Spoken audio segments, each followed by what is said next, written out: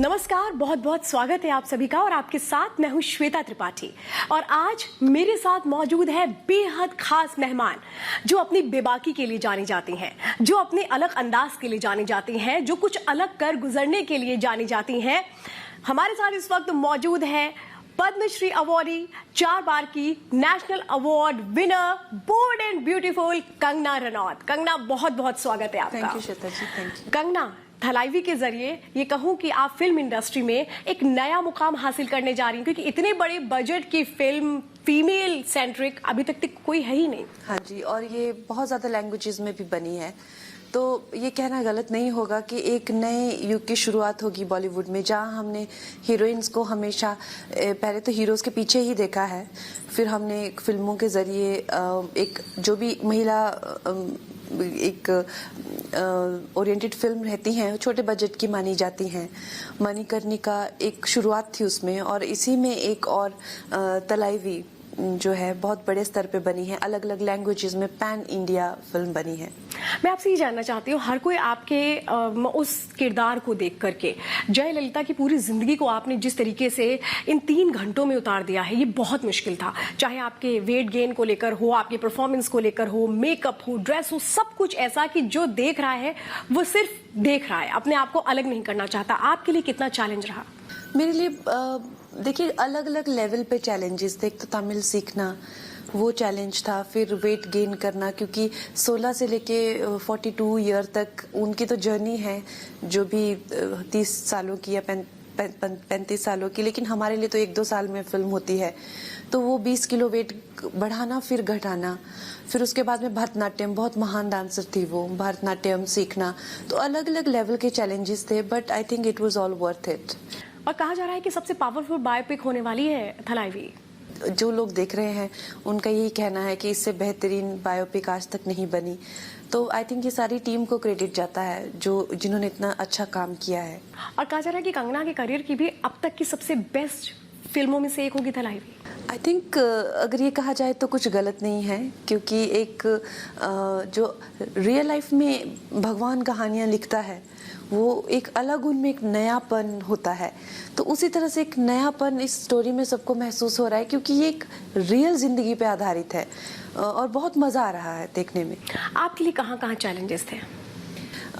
सबसे पहले एक उनकी जो तमिलनाडु जैसी जो स्टेट है, वहाँ बहुत वॉलेटाइल पॉलिटिक्स होती है, तो उस उनकी पॉलिटिक्स को समझना, उस डायनेमिक्स को समझना, फिर फिल्म इंडस्ट्री में किस तरह का वहाँ पे कल्ट होता है, मतलब worship, they literally worship their actors, मंदिर होते हैं एक्टर्स के, तो ये सब एक तरह से इनको समझ के फिर उनको पोर्ट्रे करना, ये अपने आप में बहुत चैलेंजेस थे।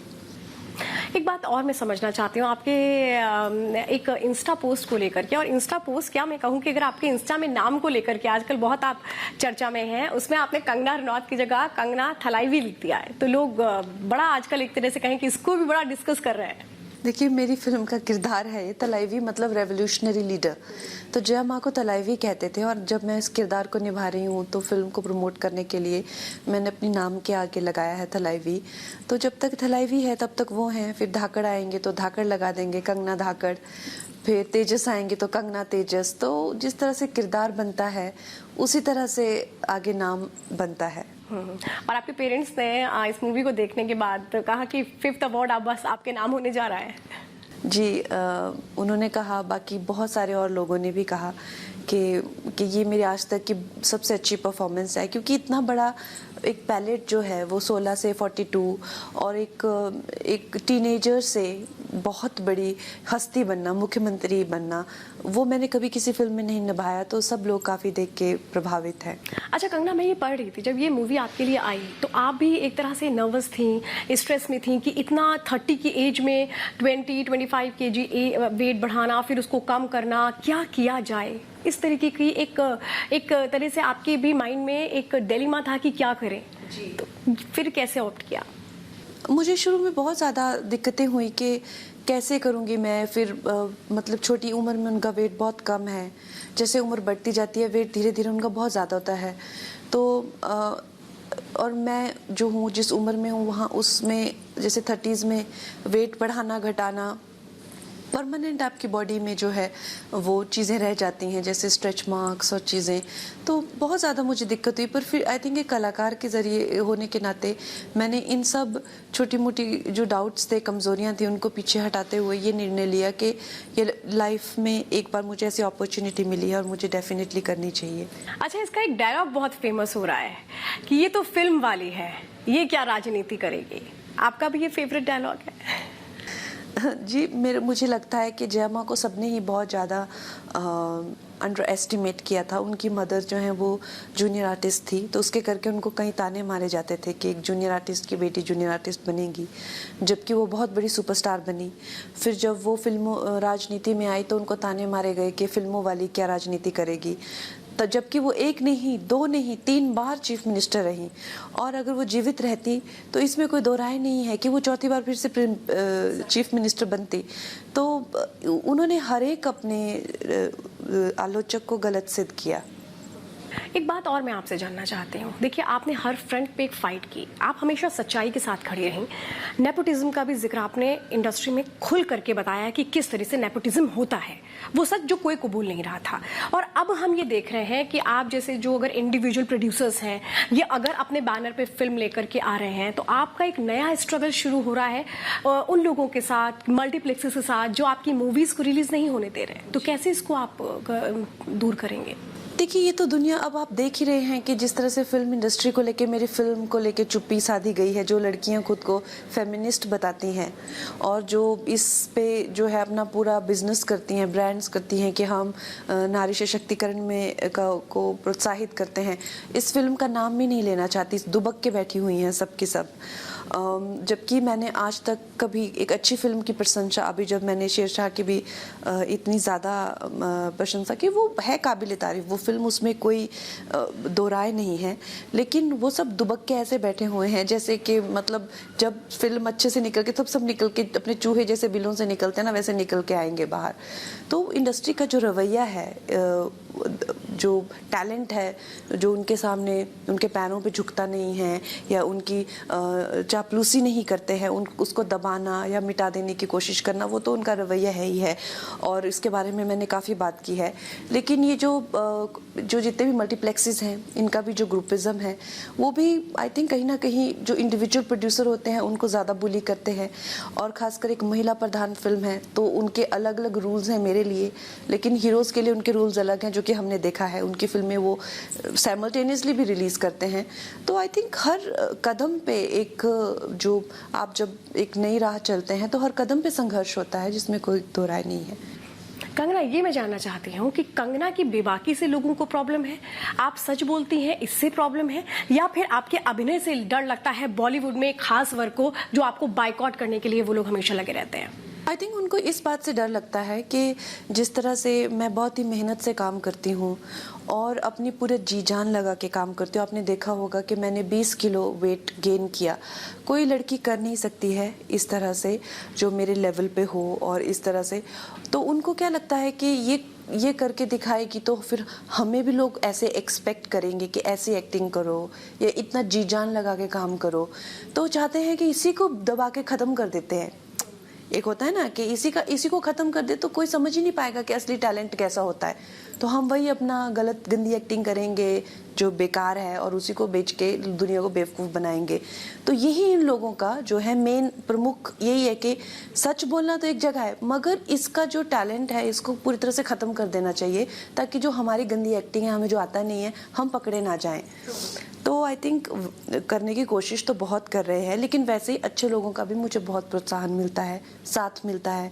जिन लोगों ने मिलके ये फिल्म बनाई है वो भी कहीं ना कहीं इसी प्रोत्साहन का ही एक हिस्सा है।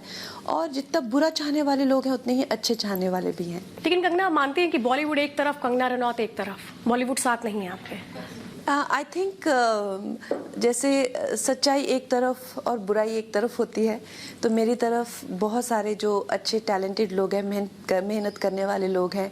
और फिर चाहे वो क्यों ना कोई बॉलीवुड से ही क्यों ना हो, जो लोग सच्चे हैं दिल के, वो चाहे नेपोटिज्म की से ही क्यों ना हो, पर it is good versus bad.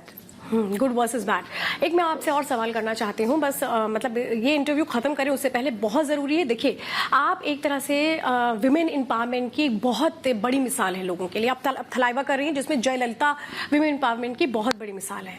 इस वक्त अफगानिस्तान में जो हो रहा है, महिलाओं के साथ जो कुछ हो रहा है, उसको लेकर आपका रिएक्शन? ये पूरी दुनिया के लिए बहुत ही चिंताजनक बात है। जो तालिबानी हैं, जिन्होंने जिस तरह से एक मिडिवल एज, जो कि जहाँ पे एक की पुस्तक के करके जिसमें एक जो शारिया लॉ हो गया, या बहुत ही पुराने दकियानूसी जो जैसे पर्दा प्रथा हो गई, या बिना किसी लीगल सिस्टम के किसी को बीहेड कर देना, या उनको अपनी साइड ना बताते हुए एक गुंडा राज जिसको कहते हैं वो चलाया है। वहाँ के लोगों को उनकी सरजमीन से भगा दिया गया है और आतंक का वहाँ पे पूरी तरह से बोलबाला हो चुका है। तो ये बहुत ही चिंताजनक बात है। और आई थिंक हम सब ने ही वो दिल को दहला देने वाली इमेजेस देखी हैं। लोग एयरक्राफ्ट से गिर रहे हैं, मतलब कहीं ना कहीं उस और आज जर्नलिस्टों के कुछ फोटोज आए हैं जहाँ पे उन पे लैशेस मार मार के एक सिर्फ एक रैली कवर करने के लिए लैशेस मार मार के उनकी चमड़ी तक कवर कर रहे थे। यस, और उनकी चमड़ी उधेड़ दी है उन्होंने। तो ये दिल दहलाने वाले विजुअल्स अपने देखे हैं। और आई थिंक हम लोगों को जो है वो जो अफगानिस्तान से लोग भागे हैं उनको उनका मनोबल बढ़ाना चाहिए। और आई थिंक भारत गवर्नमेंट को जैसे कश्मीर में कश्मीरियों को वापस बसाया है, वैसे आई थिंक भारत को ये पहल करनी चाहिए। अफगानिस्तान में भगाए हुए लोगों को वापस उनको बसाना चाहिए। आई कैन रियली होप कि भारत इतना सशक्त बने, इतना मजबूत बने कि अफगानिस्तान को उसका हक वापस दिलवा सके। लेकिन हमारे देश में तो कुछ लोग हैं जिनको बहुत बुरा लग रहा है कि तालिबान ने वहां पर राज कर लिया, इस पे वो खुश हैं, लेकिन सरकार क्या कर रही है, इससे बड़ी उनको दिक्कतें हैं। तो आपको लगता है वो सपोर्ट मिलेगा? सर, आई थिंक इन लोगों को एक साथ एक ही कश्ती में या जहाज में डाल के तालिबानियों की सल्तनत में भेज देना चाहिए, क्योंकि इन लोगों का और कहीं कोई इलाज नहीं कर सकता, सिर्फ तालिबानी ही इनका इलाज कर सकते हैं। तो आई थिंक इनको तो वहाँ भेज दीजिए, लेकिन जो अफगानिस्तान के जो लोग हैं उनको उनका हक मिलना चाहिए और भारत उनके साथ है। मेरा लास्ट सवाल आपसे कि आपने जयललिता का किरदार निभाया, आपने उनकी हर एक जिंदगी को देखा, वो भी एक फिल्म एक्ट्रेस थी और उसके बाद राजनीति में आई। हर किसी के मन में सवाल है, क्या कंगना भी फिल्म इंडस्ट्री के बाद कभी पॉलिटिक्स की सोचेंगी? पॉलिटिक्स एक बहुत ही अलग प्रोफेशन है। जैसे मैं कहती हूँ कि आप बिना जनता का वोट पाए हुए, मत पाए हुए, या ग्राउंड लेवल पे वर्क किए हुए, या जनता का विश्वास पाए हुए एक पंचायत का चुनाव तक नहीं जीत सकते। तो कोई बड़े लेवल पे तो और भी ज़्यादा वो है। तो अगर जनता चाहेगी, मुझे इस तरह से देखना चाहेगी और मुझे सराहेगी और उन्हें लगेगा कि मैं इस लायक हूँ, क्योंकि उन्हें पता होता है कि कौन किस लायक है, तो डेफिनेटली आई विल सी। पर अभी ऐसा मेरा कोई विचार नहीं है। बहुत बहुत धन्यवाद कंगना जी हमसे बात करने के लिए।